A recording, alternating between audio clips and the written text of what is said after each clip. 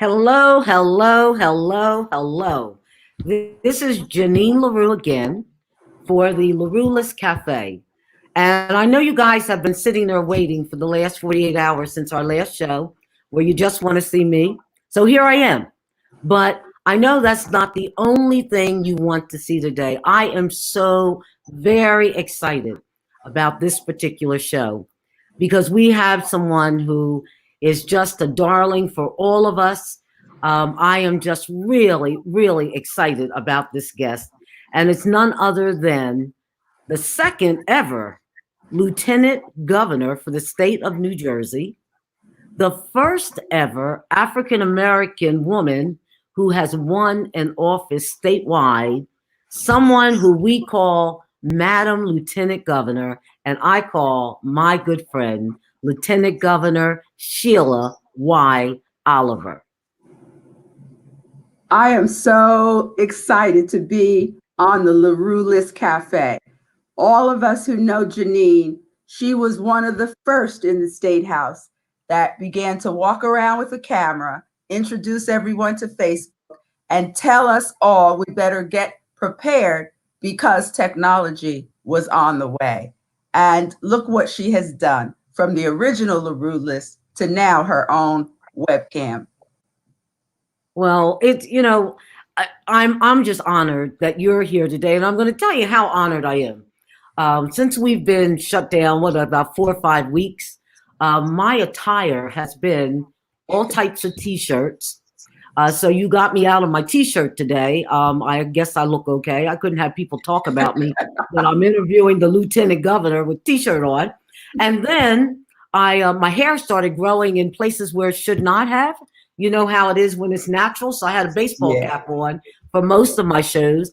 I learned how to cut my own hair night before last. I said, I got to look a little something when she comes on. So I'm just thrilled to have you here. And you look absolutely beautiful. Tell me something, madam, before we get into the meat of the show. How are you doing? I want to know, how are you doing personally? I'm doing pretty well. I really am. And, working from home remotely has worked out pretty well. But what it means is you're up at the crack of dawn, and when you look up, it's 8 o'clock at night. Mm-hmm. I've been handling it, and I'm just so pleased and proud to have the staff support that I have on that end. And but I'm weathering it. I am. Everyone knows I complain about my right knee, and once we can get back to having elective surgeries, perhaps the doctor can do something for me. Well, at least we know you don't have to walk down long halls now and that type thing, because you are where you are. And I hope that you're eating well, and I hope that you're getting a little bit of exercise, moving around a bit. Tell her exercise. That's great. Okay. Well, I'll tell you, you are a sight for sore eyes, and that is always a great thing. Thank you. Thinking about your educational background, which is just so fascinating. You went to Black University, Lincoln University. Yes. All right. Got your master's degree at Ivy League, Columbia University. And as I was looking over, I didn't know this until maybe 24 hours ago, you actually were the keynote, the commencement speaker at your own Columbia University, I guess really a year ago this month.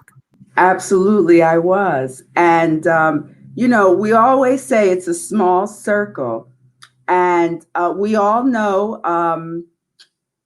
Victor Herlensky. And his sister, who works at Columbia, found out that he knew me. And she implored him and told him she would strangle him if he could not get me to come over to Columbia. And I told him I would be delighted, and I was delighted. And it just brought back so many memories being on the campus. And it was called Columbia Day. And a lot of alumni from all across the schools were there. The weather was nice, and it was just a great occasion. And I was very pleased to be there.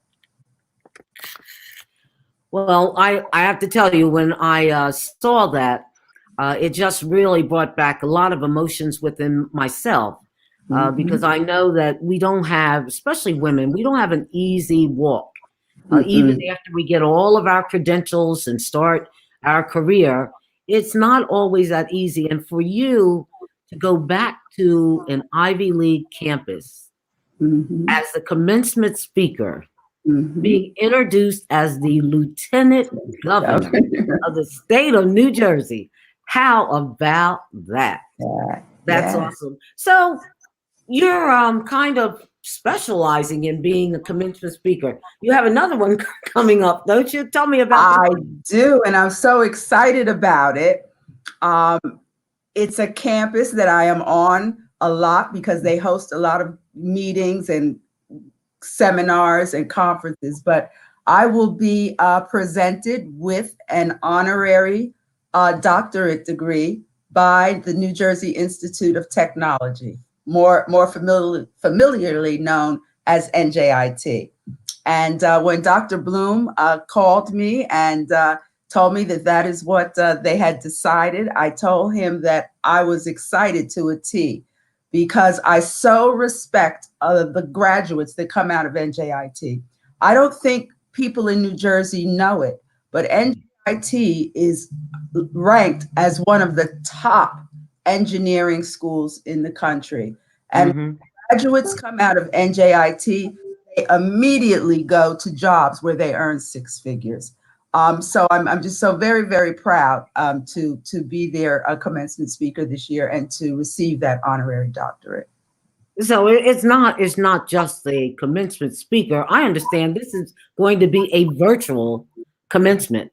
It is, and NJIT, like many of our universities across the country and across our state, they're because of the social distancing protocols we've had to implement, they were confronted with, well, how do we do commencement? And so NJIT, being the science school as they are, they've come up with a virtual graduation. And while it will not be the traditional way, it will be a way for those who have worked so hard to gain these degrees, acknowledgement, to have camaraderie with their fellow students. And I think it's a great idea. And I think that we will see more universities do that. I know that Dr. Bloom and I have been very, very close friends for about 33 years now. And he agonized so much over what to do about graduation. That is such a special time for parents and family members and the students. And this is the right call, and everybody will remain safe. So we're really glad. Good luck. And I guess next time I see you, I'll be calling you Dr. Sheila. Yeah.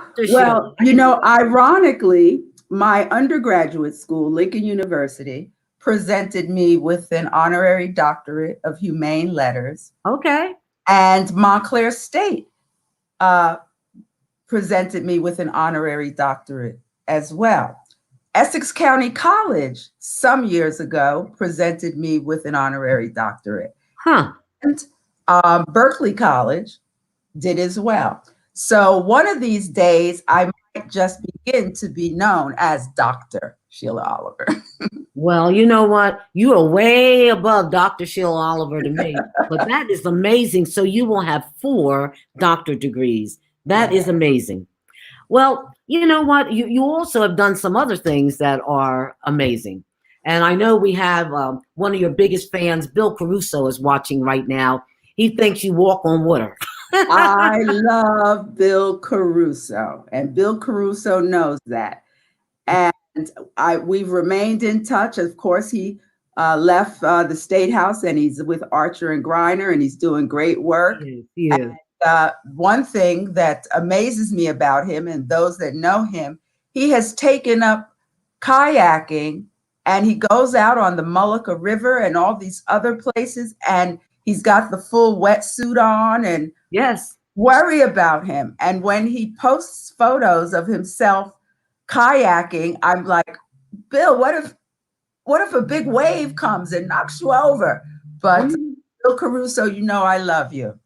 Well, I worry about him as well. And he, you know, there are times he will post his little comments about his journey. And I'll say to him online in front of all of his Facebook friends, I'm going to play mom to you right now. Would you please be careful? Because he does go into some pretty turbulent areas.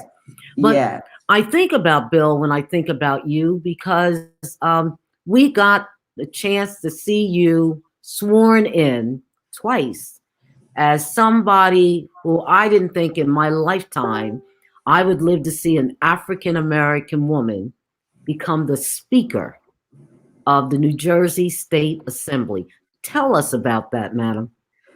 Well, you know, the year was 2010, and you know, we always work in the caucus with coalitions, and coalitions were formed, and I became the candidate out of that coalition to serve as a speaker, following Joe Roberts. And what's so interesting, Joe Roberts, he and I were born the same month, the same day, Wow. the same year. Wow. I followed a speaker, and we had those same characteristics. So I became the speaker, and I think it was very different for everyone in the State House, because there had never been a woman who was the speaker. And you know, I call it a three-leg stool. It is the speaker, it is the Senate president, and it is the governor. And of course, when I was sworn in, Governor Christie was our governor, and then Senate President Sweeney was the president, and then here I come along. And after I dealt with them, you know, those first couple of times with different big issues. It was interesting. It was, but I began to describe myself as the rose between two thorns. Right. So it is a rough and tumble environment, but I was prepared for it, because years and years ago, an early mentor that I had told me, Sheila, if you're going to choose to have a life of public service, you must develop an alligator hide. And I took that advice to heart, going back 25 years before I ended up in the State House. So I'm able to handle adversity. I'm able to handle, you know, confrontations and but I think one thing that was good, I am open to all opinions. I am very, very, very subjective. And I think that the fact that that was who I was personally, it enabled me to do that job. But it was quite an interesting experience. And I was the speaker in New Jersey when Karen Bass was the speaker in California. I remember that, yeah. We both served at the same time. And we used to tease each other that she had Schwarzenegger and I had Chris. So we said it took two women on two different coasts to be able to move their legislature forward, their chamber forward. But yeah, well, you know, I think about you and Nancy Pelosi, you know, when people first see the image, it's like, oh, you know, we're going to have a little push over here. But the two of you hold your own all the time, and you do it with such class, such class. And that's what I absolutely love. You know, there were many, many moments when you were speaker that I think about. But one of the moments very personal to myself is when you came down from the dais to speak to the issue of marriage equality. Tell me about that. You know, of course, even prior to me coming into that role, the New Jersey State Legislature had attempted to pass marriage equality. And it came through the Assembly, and then it got voted down by one vote in the Senate. And then the next session, we were able to build the momentum to move that bill. I will never forget the day that former Congressman Rush Holt brought Congressman John Lewis to Trenton. They got off the train at the Trenton train station, and a group of us met him there. And the media was there, and he approached the podium and he gave a speech that I think no legislator that was standing out there would forget. And he walked everyone back to his journey as a civil rights leader. And he took us to Martin Luther King. And he said that if we think about marriage equality, it is really about human rights and civil rights. And that is the way I always felt as a legislator.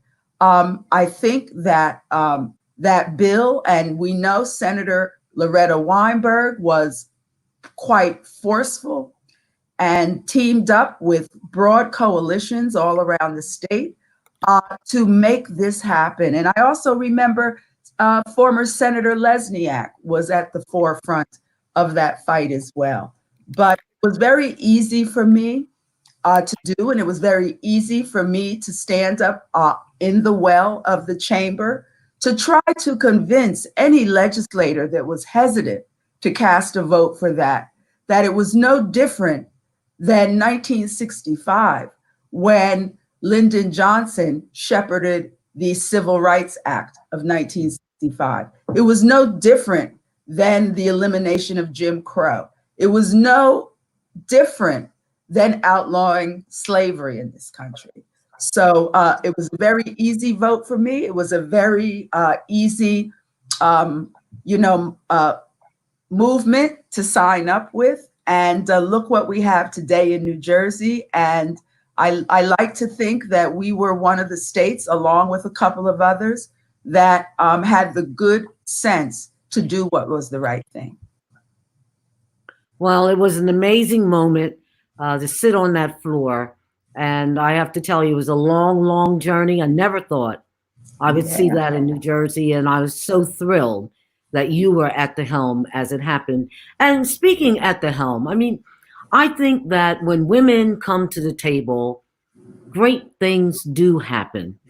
I know that Debbie Walsh is also looking at this from the Center for American Women in Politics. Absolutely. What would you tell young women who want to step out there in office and move through this journey?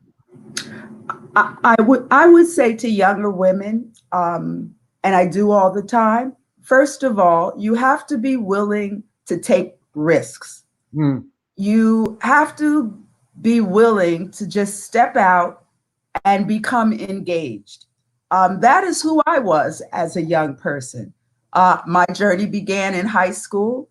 And in high school, I went to high school in the 60s, and we had a lot of student mobilization during that period of time. I was also a young person that paid attention to what was going on around me, contemporary issues. And I often tell people that as an 8th grader, I read A Tale of Two Cities. And that is what really made me focus on social justice and equality. Some people had no bread to eat. Marie Antoinette said, let them eat cake. That is a classic tale of inequality in any society. So that's what guided me. And then in college, of course, going to a historically Black university, which I wanted to do when I was in high school. And I walked on the campus where Thurgood Marshall had walked. I walked on the campus where Nkrumah had walked, where Langston Hughes had walked. And being on that campus and the type of challenges that were presented to us as students is that we had to be torch carriers for all of the, interestingly, men who had walked before us. Lincoln University from 1854 to 1967 was an all-male institution. In 67, the first class of women was admitted. Came in 1970, the third class of women. Wow. So I kind of, in my professional career, had already become accustomed to dealing in an environment where women were often looked upon as second-class people. So I tell young women, never let anyone define who you are. Never let anyone intimidate you. You have a right and an equal right to put your voice out there. And you know, everyone knows one of my favorite influences was the late Congresswoman Shirley Chisholm. And, you know, Debbie Walsh knows this, but her mother supported Shirley Chisholm's bid for Congress. And when Debbie was a young girl, her mother would have her out in New York handing out literature for Shirley. But you all know that Shirley famously said, if you don't have a seat at the table, bring a folding chair. And I have brought my folding chair wherever I was all my life. And I want young people, young women particularly, to know, bring your folding chair. If you've got to wivel your way in that room, just wivel your way in that room. Let me tell you something. We can really shut down the whole program right now and walk away. We won't do that, but you just took us to church, and I'm telling you, that is beautiful. Thank you. Thank you. And that's why when folks say to me, how is the lieutenant governor faring? I always say, how do you think she's faring? Because I know how you're doing it. And by the way, speaking of, what are some of your responsibilities as lieutenant governor? Well, of course, my constitutional responsibility is to act as the governor when the governor is unable to be there in New Jersey acting as governor. So whenever the governor leaves the state, I immediately become the acting governor. As acting governor, I have the ability to sign bills. I have the opportunity to do executive orders, anything that a governor can do. So that is my primary role. Governor Murphy, from the beginning, even going back to the campaign, articulated that he wanted me to be a full partner with him in the government and the orchestration of the government. And that has gone on for the 3 years that we have been in office. I also, as lieutenant governor, serve as, the representative to many advisory bodies that the governor has. And then in my role as the Department of Community Affairs Commissioner, it is an excellent complement to being the lieutenant governor. As the DCA commissioner, I serve as the board chair of the New Jersey Housing and Mortgage Finance Agency. I am represented on the Casino Redevelopment Authority and a number of other authorities. So with that experience, being lieutenant governor, I am able to weigh in on a lot of policy decisions that have to be made within our government. Many people, and it's interesting, our role in New Jersey is very unique. I do belong to the National Lieutenant Governors Association. And when I became lieutenant governor, there were 5 other African Americans that became lieutenant governor that year. And we immediately formed a bond, and we have a communication. We call ourselves #BlackLGs. But in other states, like for instance, in Virginia, the lieutenant governor serves as, he oversees the state senate in Virginia.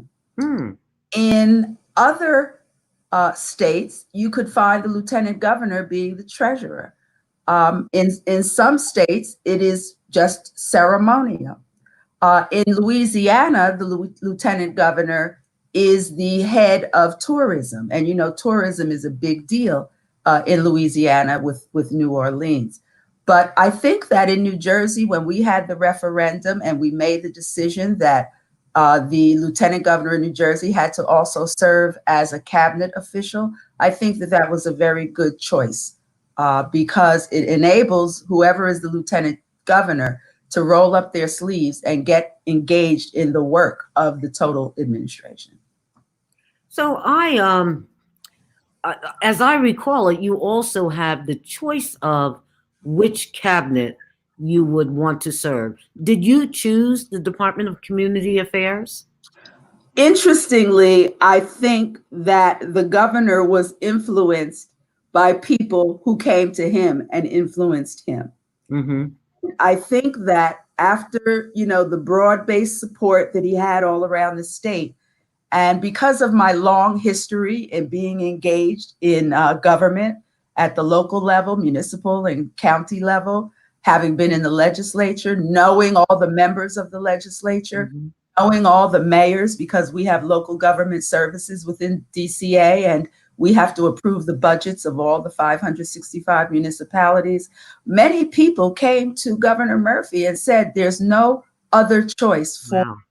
DCA than Sheila. That's And beautiful. he asked if I would want to do that. And interestingly, that is what I was interested in. That's amazing, because I watch his briefings every single day. And I have to tell you, I do know the governor up close and the first lady. And, as a lobbyist, we sit back and we make our own reservations and observations of how people are doing.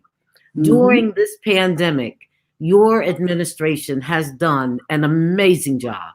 An amazing job. And I can't even think of any bad comments that I've been seeing, unless they're just so partisan that they're way, way, way off to the right, where they're not even making sense. Because everyone talks about how you're doing such a great job.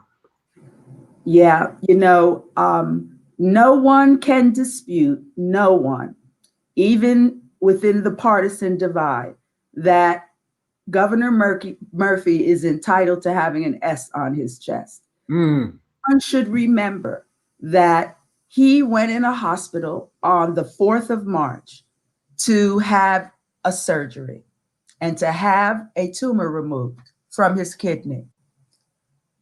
March 11th, Wow.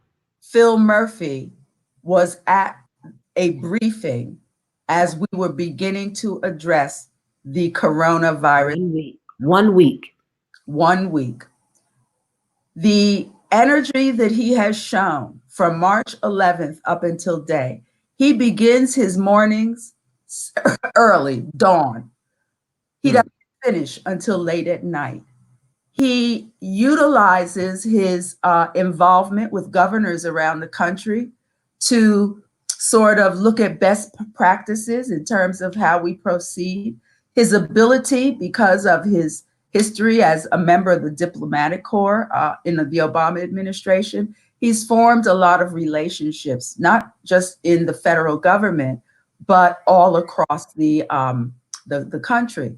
And he has just, it was like he became General Patton or General Howard when he came back the 11th. And I'll tell you what his leadership has done in the administration.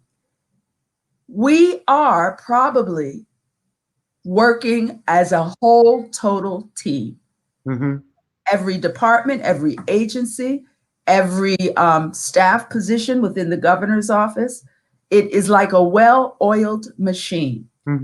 Governor Murphy holds a daily briefing with everyone every day prior to his coronavirus briefings, and it gives an opportunity to everyone, at the cabinet level to weigh in and share information with him. But I agree, he has done a phenomenal job. And I told him earlier today that he did an excellent job yesterday in Washington, D.C.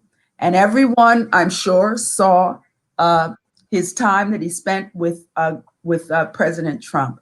But one of the things that I'm very happy, the attitude that he has adopted since this pandemic began. He does not politicize it. He does not use any type of bipartisan divide to not serve and to protect the health and safety of the people of New Jersey. He is the right man at the right time. Absolutely. And speaking of Washington, D.C., I know that our own Congresswoman Bonnie Watson Coleman has just given you a big, big shout out. So we have her name across the screen. We love her so much. Yes. And she'll be And coming on the show. we are so proud of Oh, we are. Woman Bonnie Watson Coleman. And when I talked about you just wiggle your way in there and you have a voice and you're fearless and you're not intimidated, those are the characteristics of our Congresswoman as well. Without question. To Washington, she didn't, develop, oh, I'm a backbencher, I can't say anything. She went to DC, hit the ground running, and there were Congress people there who had been there before her, but the first term of Bonnie Watson Coleman, she showed her colleagues who she is, and she has become respected as one of the senior members of that team. Well, I used to watch her for the State of the Union address when the president would come in, and I would laugh. I'd be yelling at the TV because as he's walking in with all of the escorts and all, he's looking all around, and I'm like, he's looking for her again, and he would hug her and kiss her. I said, oh my great. And speaking of President Obama, which is why some folks are, why is the governor going down there talking with Donald Trump? Because he is the president. And we remember with Sandy, President Obama came right up here to New Jersey and put his arms around Chris Christie when he was governor as they looked at the devastation that that hurricane had done to our city. Now, I don't know if the Governor Christie thought it was the wisest thing now as he went to run for president, but at that time I said, all right, Governor Christie, you get it. You are our governor, and we need all the federal help we can get. So I was pleased that our governor, current governor, went to Washington to meet with this president.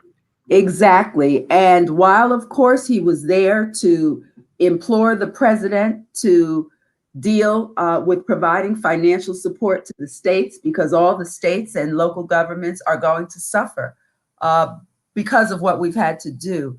But he came home yesterday with 550,000 testing kits. Okay.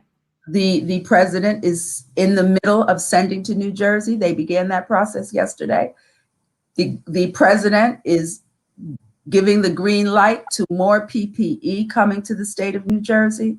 And we're getting, I think, 2 million pairs of protective gloves for our front line workers. And that would not have happened if Governor Murphy had not had that sit down there. And, I think he did a good job. And we also saw during that interview that President Trump knows who we are in New Jersey.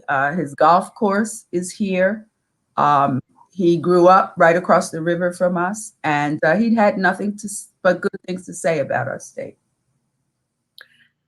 So what's on everybody's mind right now? And I looked out my window today and I said, oh, dear Lord, please don't let people let the guard down. Beautiful, beautiful weather today. And everybody, we're all tempted to jump in our car and just go somewhere. On a day like today, I probably would have been at the mall spending money that I shouldn't have spent. And so here we are this weekend. The parks will be open at the state level. And I'm sure our county governments are all making a decision about the parks. Tell me, are we flattening this curve? Tell me about that. I think that because of the protocols that have been in place for the past 2 months, everyone told us, from Dr. Fauci to Dr. Briggs to our own Commissioner Judy Persicelli, that if we would social distance, if we would stay 6 feet apart from people, if we would not have communal gatherings, and if we masked ourselves, that we could prevent this virus from spreading. And I think that that has happened. I think that we are seeing a flattening, but what I'm concerned about is there are 9 million people in our state, and we have not been able to test more than 2% of the people that live here.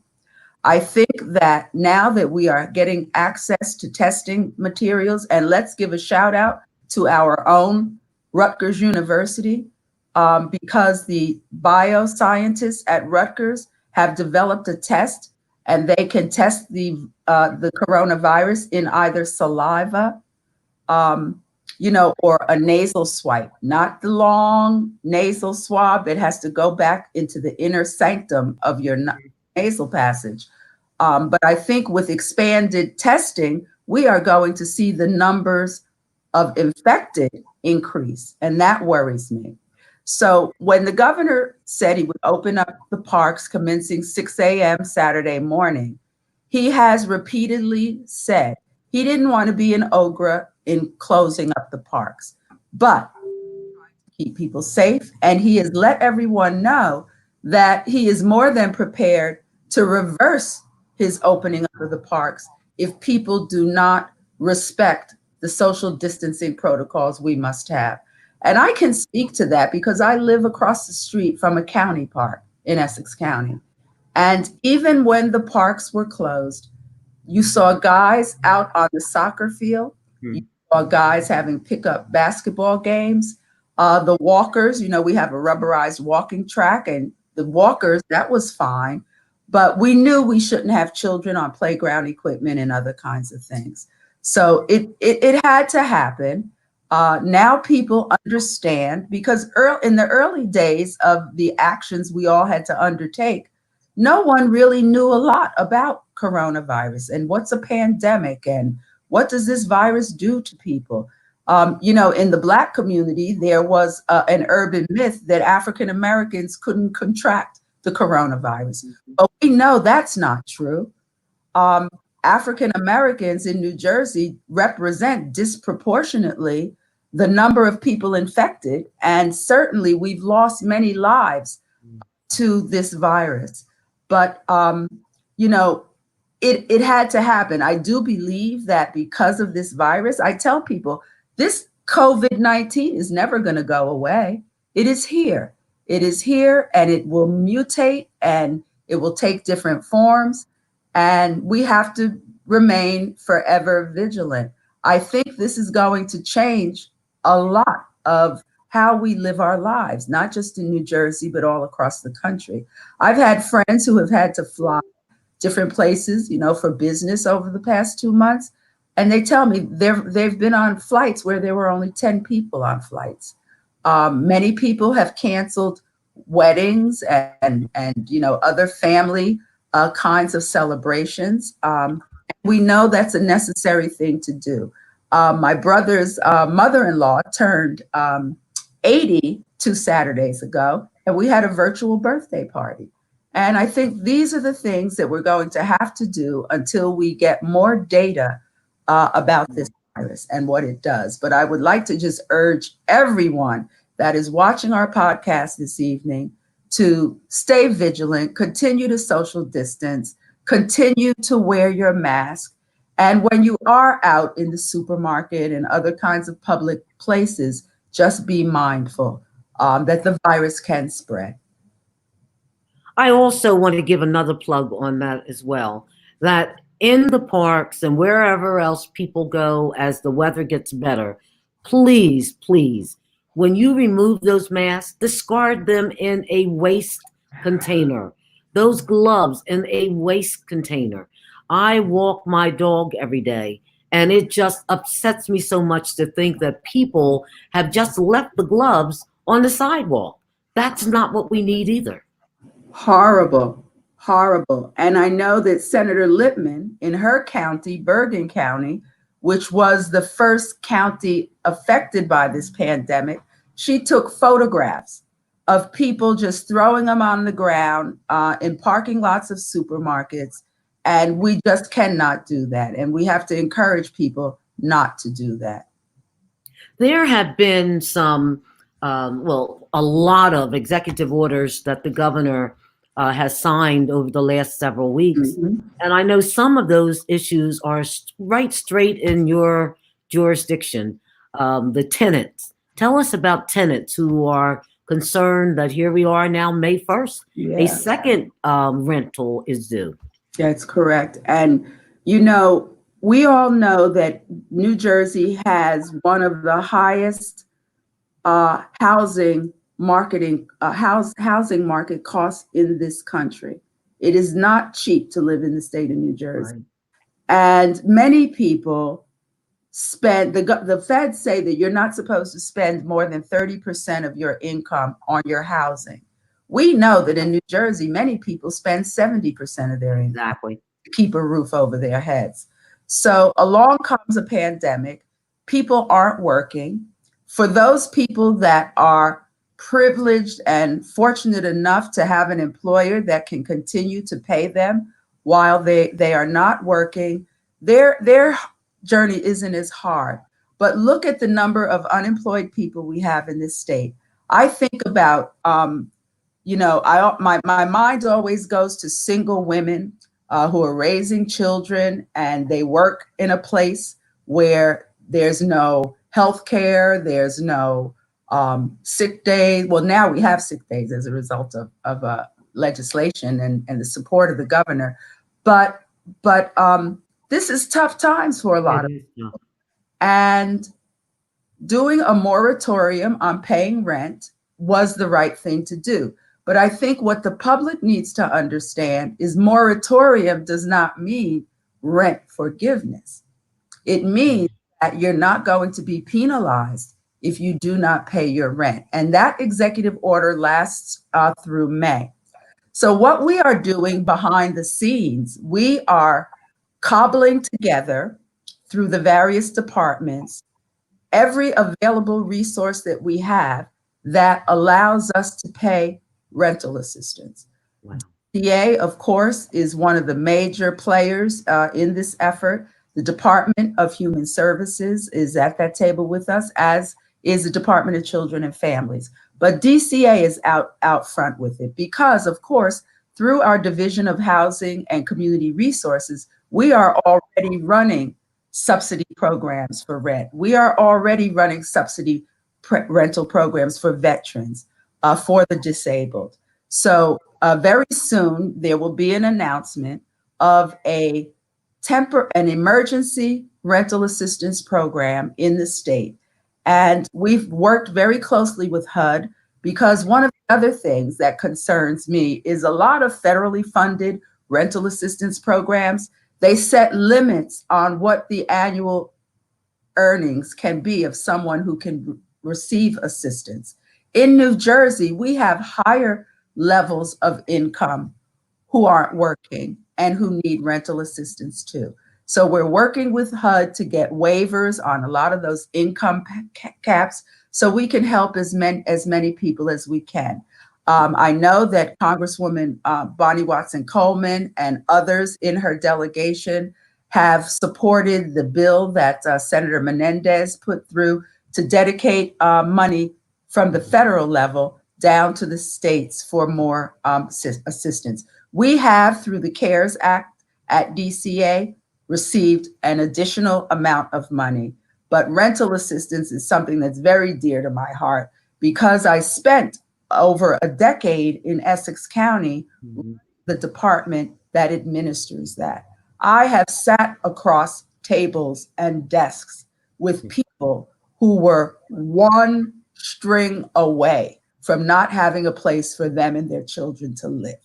So that's going to be a top priority in the administration. And I think that, the public may think we're not thinking about these things. We are thinking about these things, but we're getting our I's dotted and our T's crossed to roll out the program.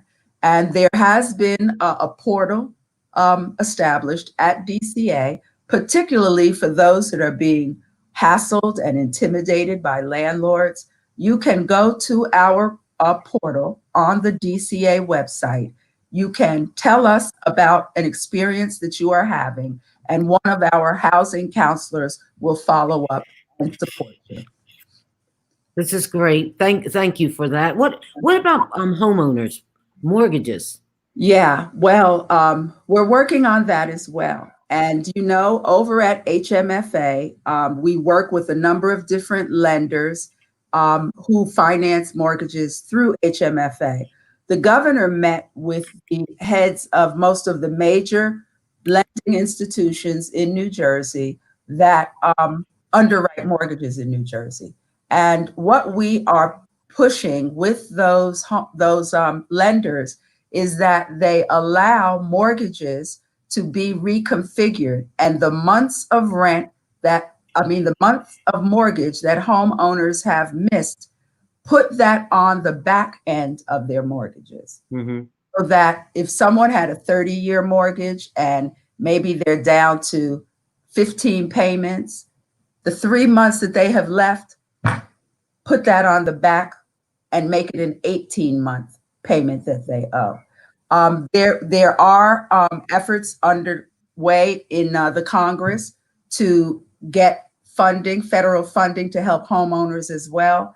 And as the Congress works on this fourth bill, there potentially might be some relief there for homeowners. So we have just a few minutes left, and I do want to approach the announcement of the Restart and Recovery Commission.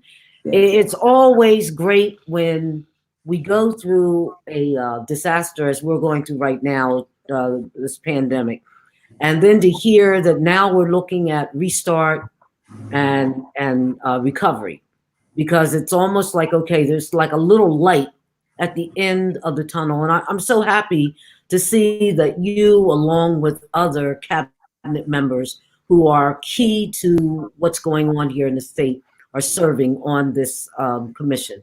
What should we expect from the commission?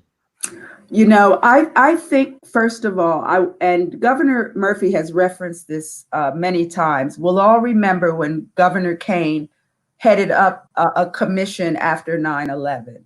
Mm-hmm.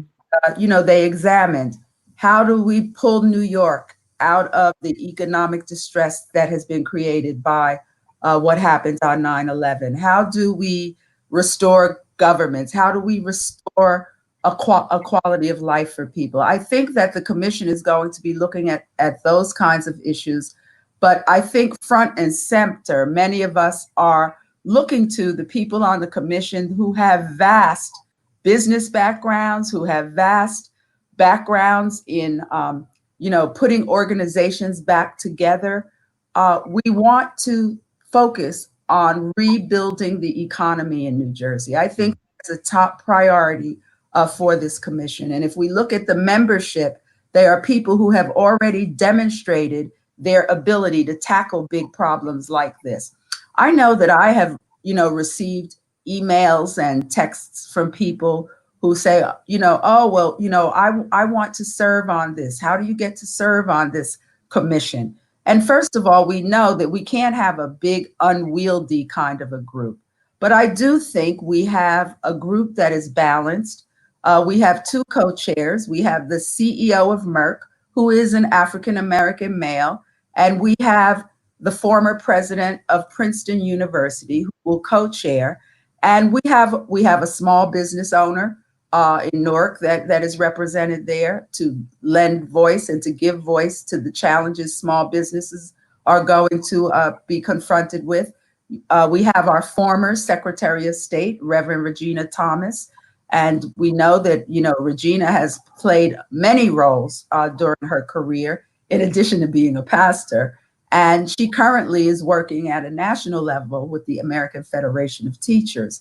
So I think we have broad-based representation. And of course, as you mentioned, myself and the health commissioner and the governor's chief of staff and his chief policy advisor and his chief counsel, we are ex officio to that group. And, there have been movements on the ground to, say that, well, we need a different composition of leadership. And my rejoinder to that is, well, I said earlier, you can bring your folding chair. And I think there are going to be lots of opportunities for us to bring our folding chairs to lend voice and to influence what happens out of that group and the recommendations that they develop. Well, this is great. We are coming to the end of our time. I tell you, this has been a magnificent show. A lot of people have been watching. I've been watching the different numbers as they've gone up and up and up. Um, and before I do my final thank you to Madam, I want to give a plug for some of the shows that are coming up over the next couple of weeks. Oh, One is there are 4 women who are currently serving in the New Jersey legislature. And I'm calling that show I Followed My Man. Those 4 husbands were legislators and died while in office, while they were legislators. And their wives stepped up to the plate and ran for their seats, and they're serving still today. They will be coming on next week. The week afterwards, we have some people who have been pardoned by both President Obama and by former Governor Chris Christie. And we're going to talk about, pardon me, they're coming on to talk about being pardoned. So we would hope that you will continue to join us on the LaRuelist Cafe to have a conversation. You can bring a cup of coffee or a cup of tea or a glass of wine, whatever suits your fancy. Please don't do any smoking or anything on my screen. We'll have to block you out. But we are looking forward to that. So, Madam Lieutenant Governor Sheila Y. Oliver, you know I love you. love you more. You know I love you. And this that. has been one amazing 50 minutes in talking with you. I know we'll be doing more of this. Please stay healthy, stay safe. We will be compliant in flattening this curve. Give our very, very best to Governor Murphy. We love him as well. And the First Lady. Have a wonderful weekend. And even though we can go to the parks this weekend, I'm giving you a directive, stay out of the parks. I will be cloistered. All right. Thank you very much. Thank you, Janine. I enjoyed being with you today. And thank you to all your listeners as well. Thank you.